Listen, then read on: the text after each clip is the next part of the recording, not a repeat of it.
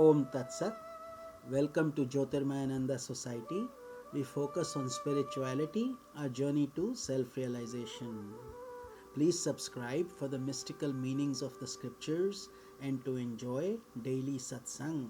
We are currently exploring the book The Art of Positive Feeling by Swami Jyotirmayananda Maharaj, narrated by myself, Swami Nikhilananda.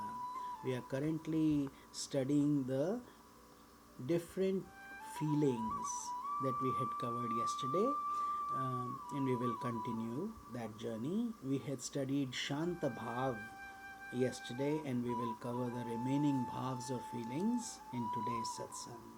So let's move on to Dasya Bhav.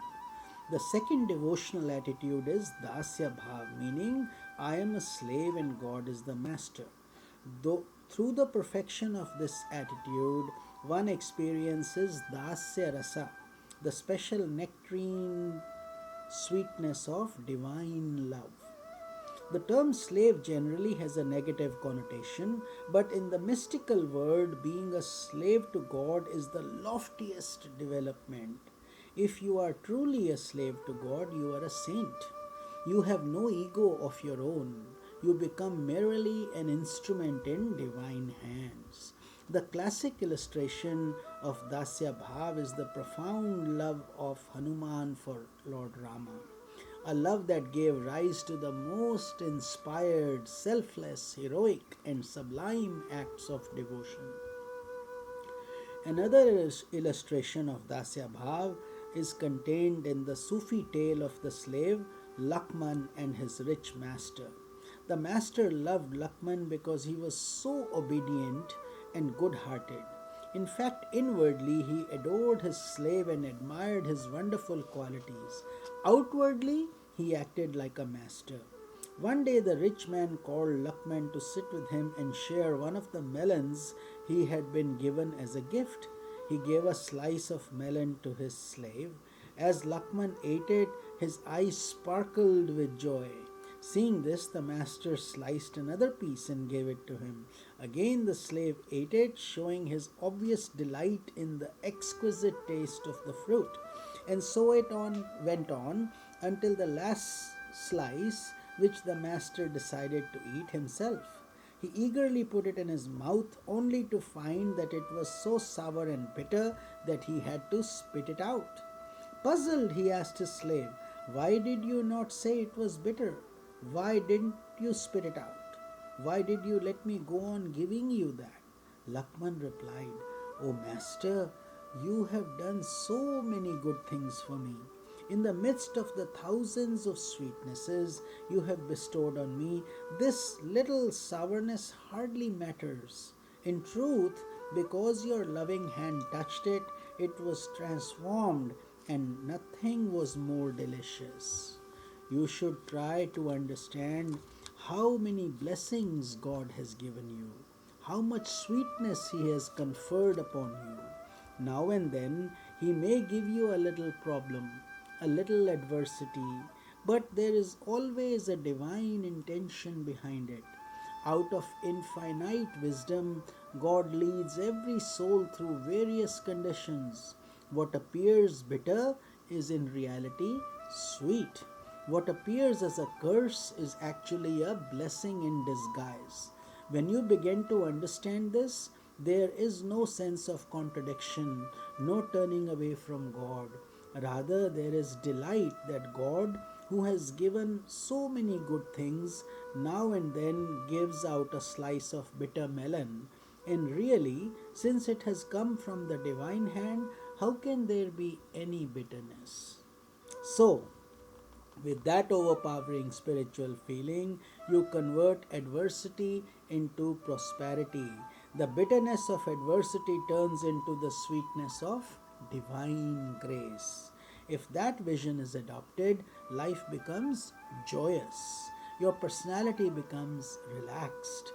Ultimately, when you have shed your ego completely, your spirit becomes one with God. This is the essence of being a Dasya Bhav, using that emotion. The next Bhav is Sakhya Bhav.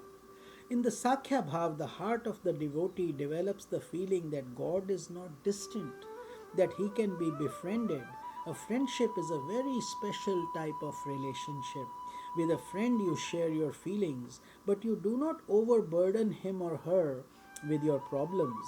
You may become angry with your friend, but at the same time, there is the feeling that the bonds of friendship can never be severed. If friendship is true, external differences simply do not matter.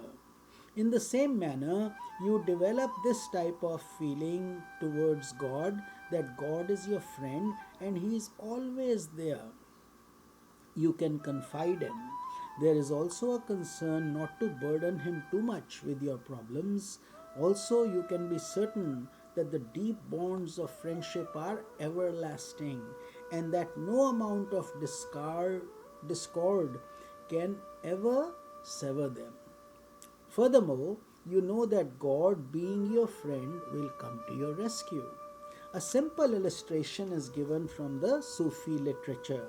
A certain saint regularly performed miracles, and for this reason, many people were suspicious of and antagonistic towards him. Once a dead body was brought to this saint, when he invoked God's name, saying, "In the name of God, may this man come back to life." The corpse didn't come to life. However, then the saint invoked his own name, saying, "In my name may he come to life," and the man came to life. This saint was so attuned to God that God glorified him in this way, to the consternation of the people around who thought the saint was blasphemous in assuming that he could be as glorious as God himself.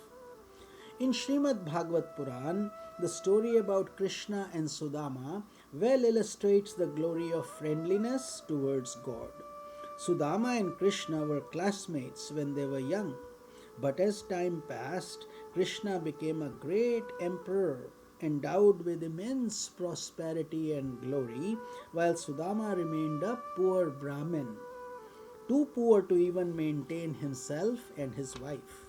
One day his wife reminded him, "You have a great friend in Krishna, not an ordinary one. Why don't you go to him? He will give you all that you need." Urging him to go, she gave him a present for Krishna, a small bag of fried rice. Sudama, dressed in his ragged clothes, took that small bag and walked all the way to Dwarka, where Krishna ruled. After many days of suffering and turmoil, he reached the palace, but the gatekeepers would not let him in. Sudama said, "Go and report to your master that I am his friend and I have come to see him." So one of the gatekeepers went and reported this to Krishna.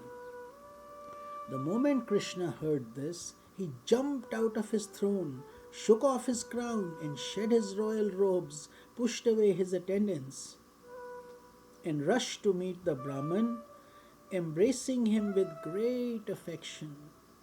Then, to the consternation of his queens, Krishna placed Sudama on the throne and himself started washing Sudama's feet. Then Krishna asked whether the Brahman's wife had given him some offering or some type of food. Sudama was ashamed to give that little bag of rice to Krishna, so he tried to hide it from him. Krishna, realizing this, snatched the bag from his hands and started eating the fried rice. He ate one handful, two handfuls. Then the queen stopped Krishna from eating any more, and they themselves had their share. That rice was supremely delightful to all. Soon Sudama had to depart. Krishna had not given him anything at all, or so Sudama thought. But Sudama did not mind. He did not have any negative feelings towards Krishna. He only knew that he had been reunited with a wonderful friend. It was only upon his return home that Sudama realized a miracle had happened. While he was gone, his little hut had been converted into a palace. The entire village itself had been converted into a heavenly land, and all the people were like angels. His wife had been transformed into a great queen, and all was wonderful. Krishna had indeed honored his friend. In one sense, every individual is Sudama, and if you develop that type of devotion towards God, He will come running from His heavenly palace where He sits on eternity and is towered over by infinity. Shaking off that eternal state, He will come rushing towards you. Being in this world, what you have to offer will seem like nothing more than that little bag of rice. However, whatever good karmas you have will be glorified because God accepts whatever you have done according to your capacity. You become His friend. The moment you become God's friend, the internal structure of your unconscious is overhauled. While before it was an ordinary village with huts, now it becomes a kingly estate with palatial buildings.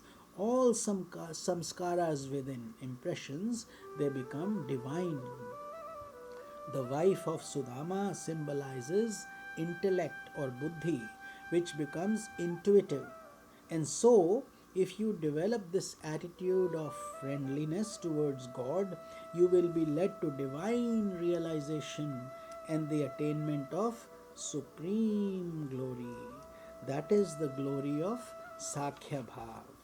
With this, we conclude our satsang, and tomorrow we will pick up Vatsalya Bhav or motherly feelings. Hari Om Tat Sat.